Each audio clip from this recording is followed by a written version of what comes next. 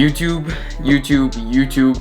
I know I've been absent. I've been AFK for the past little bit, experiencing a little bit of that so-called creator burnout that everyone always talks about. But I know we're back, and today we're going to be going through a few different things, primarily jumping into a little bit of a physique update, sort of just an update in general. I know I haven't been quite as consistent. As I said, I've been dealing with a little bit of this creator burnout, but we are going to be running through a full leg day that I did just hit with the Michigan man himself, Alex Bozinovski, who has some of the craziest quads that I've literally ever seen. He's got some of the densest muscle, and I think he's about 12 weeks out right now, so we were able to get a pretty solid workout in over at Pure Muscle and Fitness, where of course the equipment is limitless and seems like the possibilities are as well. So first off, before we get into any of the workout, any of the physique update, any of that different stuff, I just want to thank all of you guys who have been supporting Chimera Nutrition, our supplement company, as we've been building it. Myself, Braden, Tyler have been putting in so much work, and unfortunately, since we do shoot all of our content ourselves, we haven't been able to film quite as much of the behind the scenes content as we would have liked to.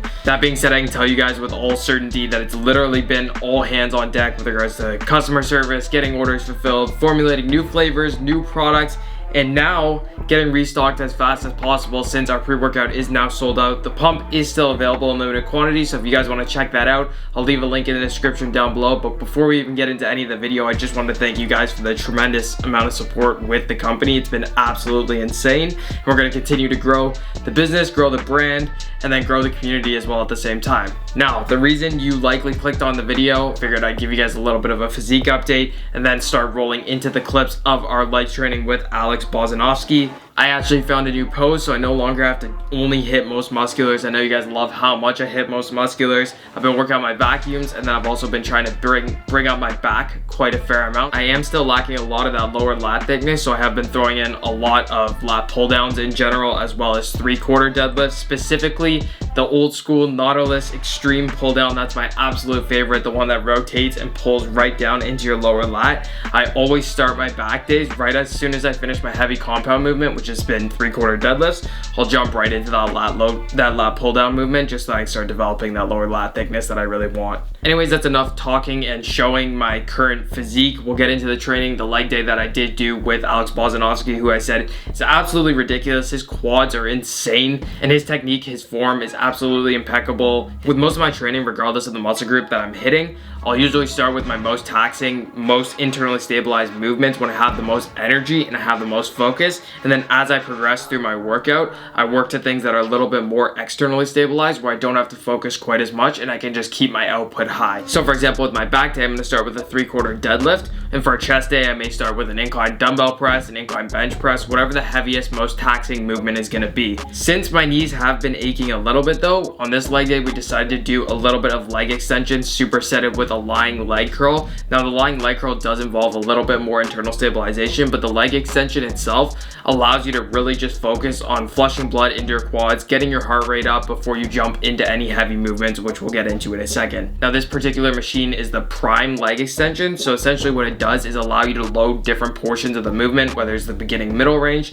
just the beginning range, the middle end range, or just the end range. For this workout, we decided to go with the beginning middle range, which is generally what I do like to do for my leg extension, seeing that your quads are going to be strongest at that beginning portion of the movement. So as I progress into my later reps of each individual set and I'm getting closer to failure, I want to be able to push that end range and still get another 2 to 3 reps because it's heaviest at the bottom, and I'm able to get through that first portion of the movement, but I may not be able to get the full concentric portion if it's the exact same weight throughout the entire movement. And you'll see we worked up to 3 plates here. We did 4 sets, each set working between 12 to 15 reps. We're not really counting here since it is just a warm-up, and then we're jumping right over to the lying leg curl, and we're supersetting those so that we can get blood all throughout our legs and all in and around our knees before we go into a heavy squatting movement. With each of these movements, one of the things that I've been prioritizing most is keeping my hips driven down into the pad. If I can get those handles squeeze down as hard as I can as I'm driving through the concentric portion of the movement and driving upwards,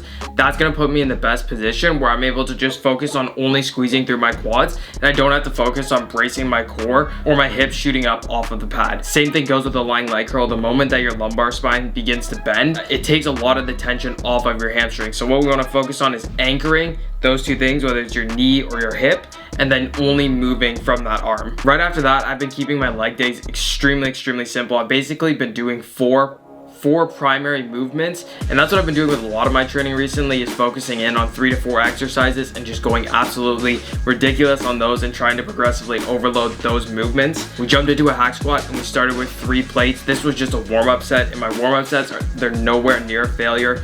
Most of the time I'll only do 4 to 5 reps in my warm-up set, if even that, just to get a feel of the movement. And especially with the hack squat, I want to get a feel for my foot positioning, so that when I do start loading the weight on heavier and heavier, I'm not going to be compromising my knees or my ankle. So we jumped right into it. As you can tell, Alex's form is absolutely perfect. He's going extremely deep, and he's going extremely controlled. As I was working up at my weight, I wasn't able to go quite as controlled as Alex, as you'll be able to tell, but I have been prioritizing a hack squat over a normal squat because I find that I'm able to bias my quads a lot better. You're able to get a far greater angle of knee flexion in a hack squat than you would with a normal squat. So essentially what you're doing is taking the pressure off your glutes, which are very dominant when it comes to a squatting motion, and you're putting that tension instead on your quads. I don't really count my reps on this. We did 3 working sets. I did 3 sets with 4 plates, and then Alex did 2 sets with 4 plates, and then 1 set with 5 plates. I believe we're in around the 8 to 12 range with our reps. Again, as I said, I train very intuitively when it comes to my rep ranges. As long as I'm getting 6+ reps and I know they're quality reps, I'm not too concerned with making sure that I hit that particular thing. Again, when it comes to bodybuilding or hypertrophy, the goal is to maximize hypertrophy. It's not necessarily being focused on hitting PRs every single day. This is my favorite hack squat in particular. It's not too wide and the handles are in a good position where I can really lock in.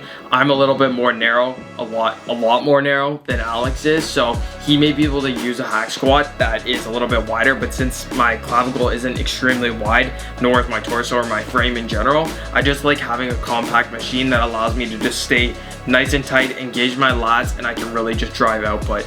Not a ton of internal stabilization involved in this movement, so I can really focus on just squeezing through my quads, although output will be extremely high.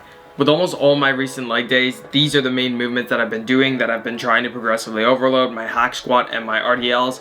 Being able to work for 3 consistent sets with 4 plates, I'm very happy with. So after we finished up the 4 sets that we did, 1 warm-up set and then 3 working sets, which is a little bit more than I'll usually do, we jumped over to an RDL, a Romanian deadlift. If I were to pick a few movements for my hamstrings, it would certainly include RDLs and then probably a seated leg curl as well. These are my 2 go-tos when it comes to developing my hamstrings, and since I have been trying to really progressively overload certain lifts, the RDL, especially with dumbbells, allows for that, because I can see quantifiably that I'm moving from 125 to 135 to 150s, rather than a movement like a lying leg curl or something where different machines may load differently, or there may be different resistance profiles. So if I can take a movement and really just progressively overload it and quantifiably see that progress that I'm making with the lift, then that's the movement that I'm going to go to. So we start off with 100-pound dumbbells here. That's generally the range that I'll be working in. Between 100 to 125 has been where I've been working in the past,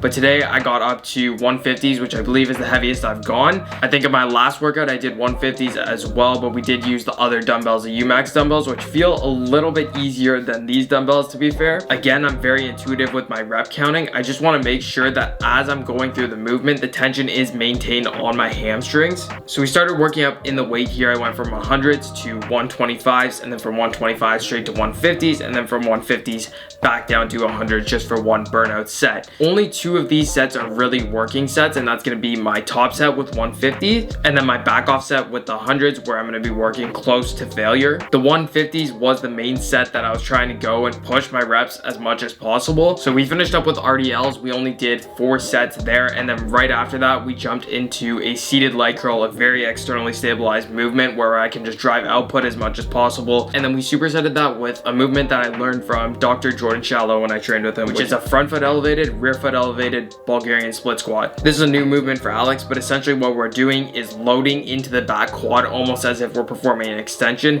It is a stretching movement, so we're just pumping as much blood into that area as possible. Our contractile tissue is exhausted at this point, very fatigued. We've already done leg extensions, we've already done hack squat. So now if we can stretch and just get as much blood into that area as possible, that's gonna help us. So we only did 3 sets here. If your gym has a seated leg curl and that seated leg curl doesn't have a pad to hold yourself in place, you need to find a different gym, because that is absolutely essential with the seated leg curl. The whole point of the movement in itself is to eliminate as much of the internal stabilization as possible so that you can just drive as much force through your hamstrings as necessary. Whenever I'm going into the movement, you'll see that I lock the pad down extremely hard on my quads so that my knee and my hips aren't shifting at all. I can just push into the pad and just drive output extremely high. So we did 3 sets here, and that was the end of the workout. That's the workout. You guys got to see me and Alex train legs. You guys got to see a little bit of a physique update, what I'm looking like as of right now. As I said, I'm experiencing a little bit of that creative burnout, but I did want to get on here and try to produce what some would call a half decent video. So hopefully you guys did enjoy it. Hopefully you guys learned a little bit. Hopefully you can try this workout out for yourself. That being said, if you did enjoy the video, please leave a like, subscribe to the channel if you're new. This has been Tristan Lee, 16-year-old, signing out. Little mixed strength and power there.